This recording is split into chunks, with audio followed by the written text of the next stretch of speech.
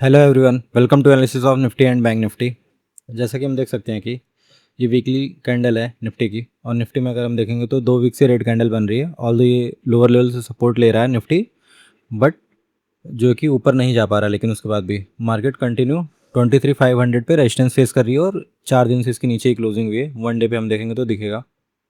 अभी फिलहाल तो पैटर्न देखें तो लोअर ही है। और फिर आपने देखा होगा फ्राइडे को यूएस मार्केट नास्डैक करीब करीब 5% गिर गया है, तो उसकी वजह से हमारी मार्केट भी देखेंगे। नास्डैक 5% गिरा हुआ है, S&P 3% के आसपास, डाउ 1%। तो एआई का जो हाइप था इतना ज़्यादा, उसका बबल की तरह लग रहा है। इसकी वजह से वहाँ पे काफ़ी शार्प जो कि सेलिंग आई है नास्डैक में।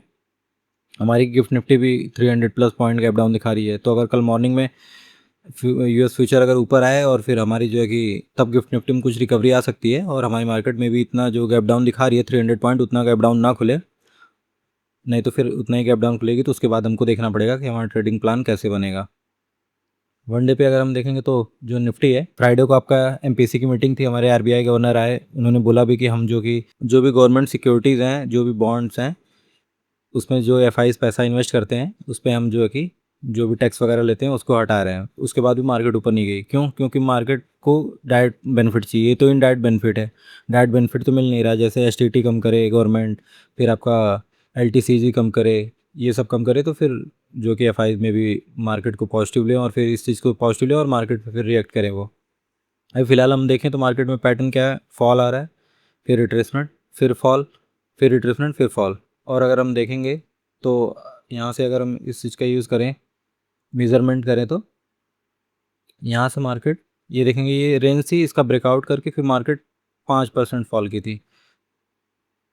और फिर अगर हम उसके अकॉर्डिंग देखेंगे तो जो ये फॉल आ रहा है यहाँ पे भी देखेंगे, ये रेंज थी, इसका ब्रेकआउट करके फिर यहाँ से भी वही कंटिन्यू पैटर्न बन रहा है। और फिर कल जो कि हमको मंडे को मार्केट गैप डाउन भी दिखा रही है। गैप डाउन के हिसाब से अगर 5% देखेंगे तो 5% करीब करीब आ रहा है आपका 22,880। तो मार्केट यहाँ तक फॉल कर सकती है, उसके बाद में भी बाउंस करे। तो फिलहाल तो देख के ये लग रहा है। और फिर हर जगह निगेटिव न्यूज़ है, तो उसका फ़ायदा एफआईज उठा भी सकते हैं। बहुत ज़्यादा बेयरिश हैं, कई दिन से देखे होंगे आप, हम लोग डिस्कस करते हुए आ रहे थे कि मार्केट 23,500 नहीं ब्रेक कर पा रही। यहाँ से एफआईज कंटिन्यू सेलिंग कर रहे हैं। ऑल्दो मार्केट देखिए कितनी अच्छी अच्छी कैंडल बना रही है। यहाँ पे देखेंगे, यहाँ पे कितनी अच्छी नीचे से रिकवरी, यहाँ पे भी, यहाँ पे तो नहीं रिकवरी थी क्योंकि ये 23,500 के ऊपर ट्रेड कर रही थी, फिर लास्ट में जाते जाते नीचे मार्केट जो आरबीआई की पॉलिसी थी उसके बाद मार्केट में फॉल आया था। तो नीचे तो अभी देखते हैं, अगर 300 पॉइंट गैप डाउन यहाँ से अगर देखेंगे हम, तो फिर ये करीब करीब 100 के नीचे करीब यहाँ पे ओपन होगी। तो फिर हो सकता है वहाँ से कुछ बाइंग आए, फिर यहाँ कहीं 220 और आपका 150 यहाँ से कहीं से रेजिस्टेंस लेके मार्केट फॉल करे। तो इस चीज़ का हम ध्यान देंगे। स्मॉल टाइम फ्रेम पे हम अगर देखें तो क्या एग्जैक्ट पैटर्न बनेगा, कुछ हम समझने की कोशिश करते हैं। जैसे क्या है कि यहाँ पे देखेंगे नीचे लेवल से मार्केट में बार बार बाइंग आती थी, बट ये एक रेजिस्टेंस बना हुआ था। यहाँ पे भी हमने डिस्कस किया था कि यहाँ पे बार बार कोई है जो ऊपर नहीं जाने दे रहा है। यहाँ पे भी देखेंगे तो, और आपने अगर लाइव ट्रेडिंग की मेरी वीडियो देखी होगी तो उसमें मैंने यहाँ पे कहीं सेल किया था, पुट बाइंग किया था, और जो ये फॉल आया था इसको मैंने कैप्चर किया था। उसके बाद फिर ये जो सब आया मैंने इसको नहीं देखा, बस एक ही बार मैंने ट्रेड किया, कैप्चर किया, उसके बाद बात खत्म। तो फिलहाल यहाँ से बार बार बाउंस तो आ रहा था। अब ये क्या है कि अगर डायरेक्टली मार्केट गैप डाउन कहीं खुल रही है, अगर मार्केट इंट्राडे में नहीं फॉल होने दे रही थी, यहाँ पे कोई बायर था वो बाइंग कर रहा था, बट लेकिन डायरेक्टली जब गैप डाउन खुलेगी तो फिर अब ये रेजिस्टेंस तरह काम करेगा। अगर मान लीजिए कहीं 66 पे दिखा रहा है, हो सकता है मार्केट यहाँ से पहली कैंडल ऐसे शार्प ऊपर आए, जो इसका लो है, यहाँ से कहीं से फिर रेजिस्टेंस लेके फिर यहाँ से कंटिन्यू फिर फॉल करे, फिर वहाँ से भी बाउंसेज आएंगे क्योंकि बहुत बड़ा फॉल रहेगा, बाउंसेज आएंगे, बट देखना पड़ेगा एटलीस्ट 23 तक जाए, और फिर 23 को ब्रेक कर सकती है इंटेंसिटी ऑफ फॉल, और देखना पड़ेगा पैनिक कितना है मार्केट में, फिर उसके बाद फिर मार्केट कुछ बेस बनाने की कोशिश करे। और फिर 22,880 यहाँ तो हमने देखा ही, क्योंकि तभी ये 5% कंप्लीट होगा इसका। तो उसके अकॉर्डिंग तो अभी लग रहा है कि मार्केट में फॉल यहाँ तक आ सकता है। और मान लीजिए ऐसा नहीं हुआ, मार्केट गैप डाउन खुली और डायरेक्टली यहाँ पे नीचे गिरने लगी, तो हो सकता है एक 23,000 के पहले से कहीं 50 से या 90 इधर कहीं से एक बार बाउंस करे पहले। जो भी सेलर आ रहे हैं, निगेटिव न्यूज़ है, सेलर ही ज़्यादा आएंगे, बायर कम आएंगे, क्योंकि हर जगह इवन बिटकॉइन से लेके आपने देखा होगा यूएस मार्केट में हर जगह फॉल है, गोल्ड सिल्वर हर जगह। तो फिर अगर मार्केट फर्दर और फॉल करना है, पहले मार्केट पहले हो सकता है एक बार नीचे जाए, बट वहाँ से रिकवरी करे, पहले ऊपर आए, फिर कहीं यहाँ से 210 220 ये जो लेवल है यहाँ से कहीं से यहाँ तक रिकवरी करे, फिर वहाँ से फिर फॉल करे सेकंड हाफ में। तो इस चीज़ का ध्यान दीजिएगा। और मार्केट को अगर रिकवरी नहीं करना, हो सकता है पहली कैंडल ऐसे जाए, फिर वहाँ से फॉल कर रहे, उसके बाद फिर कहीं रिकवरी करें। तो ये दो टाइप के पैटर्न अभी समझ में आ रहे हैं हमको कि पहली कैंडल ऊपर आ सकती है, फिर वहाँ से फॉल करके फिर रिकवरी आ सकती है, एक ये, और दूसरा ये हो सकता है मार्केट जो है कि पहले नीचे जाए, उसका फिर यहाँ से पहले रिकवरी करे, थोड़ा सा और बायर बुलाए, क्योंकि जो सेलर आ रहे होंगे निगेटिव न्यूज़ सेलर आ रहे होंगे उनको निकाले, फिर वहाँ से फॉल करे मार्केट, फिर फर्दर और भी फॉल कर सकती है। तो इस चीज़ का ध्यान दीजिएगा आप। और मान लीजिए अभी गैप डाउन दिखा रहा है बट ऐसा कुछ नहीं हुआ, फ्लैट खुल गई, या कहीं ये जो रेंज है 150 इसके अंदर ही खुली, तो हो सकता है फिर यहाँ से भी एक बार बाइंग आए, क्योंकि यहाँ पे कोई एक्टिव है वो फिर भी एक्टिव रहेगा, और बाइंग आए फिर यहाँ से कहीं 300 के पास से, फिर यहाँ से मार्केट रेजिस्टेंस ले, फिर सेकंड हाफ में फिर कहीं फॉल करे थोड़ा सा देर वेट करके। तो इस चीज़ का भी ध्यान दीजिए कि मार्केट इसके नीचे खुल रही है या इसके ऊपर खुल रही है, इसके ऊपर खुलेगी तो ये होल्ड करने की कोशिश करेंगे, फिर फॉल करेंगे, और मान लीजिए पहले ही कैंडल से डिप आए तो हो सकता है यहाँ से रिकवरी भी आ जाए। तो इस चीज़ का ध्यान दीजिएगा आपकी, पहले तो आधे घंटे छोड़ दीजिए ताकि मार्केट सेटल जाए और आपको ट्रेंड समझ में आ जाए कि क्या कर रहे हैं। अगर ये ऊपर लेके आए पहले आधे घंटे में तो फिर नीचे ले जाएंगे, और फिर नीचे लेके आ गए तो फिर ऊपर ले जाएंगे। थर्सडे को हमने डिस्कस किया था कि फ्राइडे को क्या हो सकता है, मार्केट में कंटिन्यू देखेंगे आप तो मार्केट ऊपर जा रही है, बट यहाँ से रेजिस्टेंस है, ऊपर नहीं जा पा रही है, यहाँ से फॉल, और ये यहाँ से ऊपर गए, यहाँ पे इन्होंने बाहर बुलाया, फिर जब आउटकम आया उसके बाद इन्होंने डंप कर दिया। तो यही हम बोले थे कि अगर नीचे ले जाएंगे तो फिर ये जो बायर हैं इनका एसएल उड़ा दिए, फिर ऊपर ले आ सकते हैं, बट इन्होंने क्या किया, ये बायर बुलाया, ऊपर ले गया 23,500 के भी ऊपर देखेंगे, दो टिक लगाए इन्होंने, तो यहाँ पे बायर बुलाया, उसके बाद फिर यहाँ से डंप किया।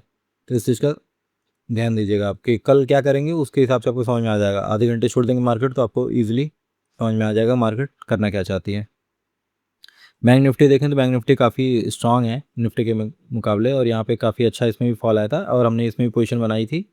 इसमें भी हमने एक्सपेक्ट किया था कि मार्केट में फॉल आया, बट अगर ये बैंक के साइड जाएगी 54,500 के ऊपर जाएगी तो फिर हो सकता है, और फिर 54,700 से हमने एक्सपेक्ट किया था कि यहाँ से फॉल कर सकती, तो मार्केट वहीं से फॉल की थी, नीचे आई थी, फिर वहाँ से शार्प बाउंस की, जो भी इधर सेलर आए थे उनको निकाल के फिर मार्केट फॉल करने की कोशिश कर रही है।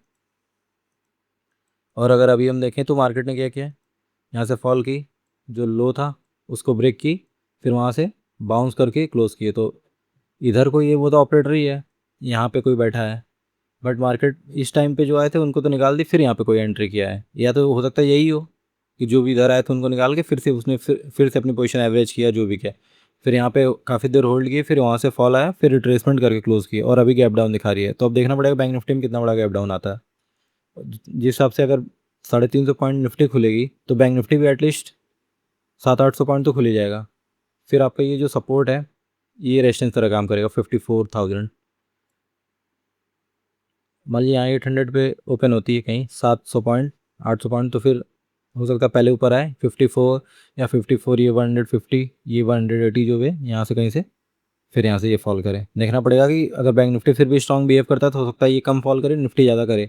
और हमने डिस्कस किया था कि रिलायंस जो कि सपोर्ट लेने की कोशिश कर रहा था बट कर नहीं पाया, और देखेंगे आप तो ये नीचे ही क्लोज हुआ है। अगर हम वीकली कैंडल देखें इसकी रिलायंस की तो क्या कैंडल बनी है देखिए, यहाँ से सपोर्ट लेने की कोशिश कर रहा था रिलायंस, बट रिलायंस सपोर्ट ले नहीं पा रहा है। यहाँ पे मल्टीपल टाइम कई वीक यहाँ होल्ड करने की कोशिश किया बट नहीं कर पाया, और लास्ट वीक ब्रेक कर दिया। तो फिर अगर ये ब्रेक कर दिया तो फिर फर्दर ये हो सकता है और नीचे जाए, फिर कहीं बाद में रिकवरी आए तो आए। अभी इस मंथ के 15 तारीख के बाद लास्ट में, इस मंथ के लास्ट में आए तो आए। वनडे पे देखेंगे तो वनडे पे भी ये ब्रेक करता हुआ ही दिख रहा है शार्प, यहाँ से इतना अच्छा बाउंस आया तो उसके बाद भी सेल ऑफ हो गया है, और ये सपोर्ट है इसीलिए थोड़ा सा ये होल्ड कर रहा है। और अगर यहाँ से ये फॉल करेगा तो एटलीस्ट यहाँ तक तो आ ही जाएगा ये 1200, मतलब 100 पॉइंट फॉल, 100 पॉइंट फॉल आएगा तो निफ्टी और गिर सकता है। और निफ्टी आईटी भी वीक है और रिलायंस भी वीक है, बैंकिंग होल्ड कर रहे थे, और अगर बैंकिंग भी वीक हो गए तो फिर रिलायंस, फिर निफ्टी को कौन ही होल्ड करेगा, फिर तो ये फॉल ही कर जाएंगे। बैंक निफ्टी हम देखें वनडे पे तो हमने देखा नहीं बैंक निफ्टी को, बैंक बैंक निफ्टी अगर आप वनडे पे देखेंगे तो वनडे पे डोजी कैंडल बनाई है बैंक निफ्टी, इतना निगेटिव था फिर भी ये ग्रीन में क्लोज की, ये अच्छा है।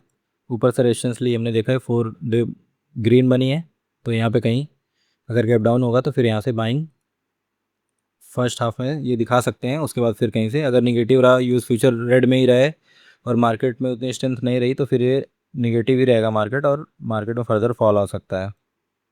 तो इस चीज़ का ध्यान दीजिएगा कि यहाँ से कहीं रेजिस्टेंस ले सकती है, या फिर यहाँ से आपका रेजिस्टेंस लेके मार्केट फॉल कर सकती है। और कहाँ तक फॉल करेगी, पहला टारगेट हम अगर देखें तो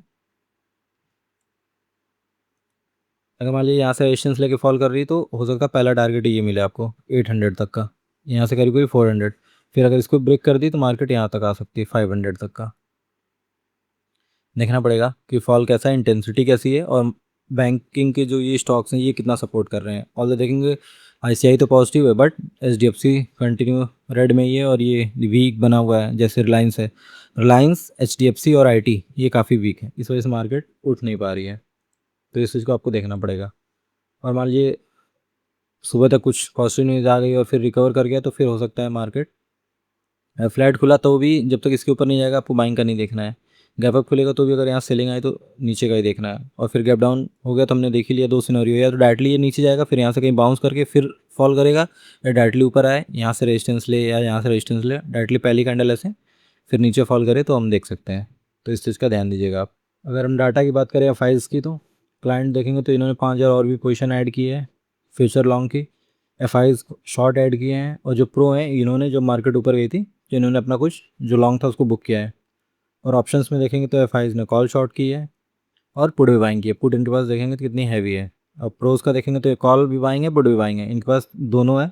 जिधर मार्केट खुले, तो अगर मार्केट अभी जो गैप डाउन दिखा रही है उसमें ये हो सकता है इसको बुक करें तो वही उसी वजह से बाउंस आ सकता है। पहले मार्केट गैप डाउन खुले फिर ये थोड़ा सा और नीचे ले जाएँ फिर वहाँ से बुक करें तो बाउंस आ सकता है, उसके बाद फिर फर्दर कहीं इधर ले आके फिर से शॉर्ट करें। ये भी बुक कर सकते हैं, ये भी बुक कर सकते हैं अपनी पोजिशन। और क्लाइंट का देखेंगे तो इन्होंने पुट शॉर्ट किया है, ये तो पुट शॉर्ट करके बैठे हैं तो इनका लॉस तो होना पक्का ही है।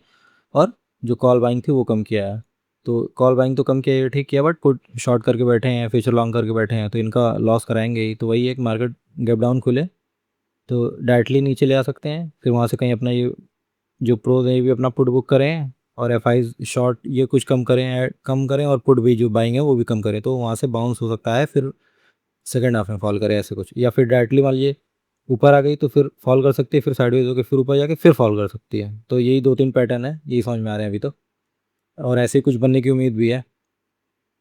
बाकी कुछ समझ में नहीं आया तो ट्रेड मत करिए, आधे घंटे छोड़ दीजिए, विक्स वगैरह भी बढ़े रहेंगे तो इस चीज़ का भी ध्यान दीजिएगा। बाकी वीडियो अच्छा लगा हो तो लाइक करिए, शेयर करिए, सब्सक्राइब करिए। Thank you.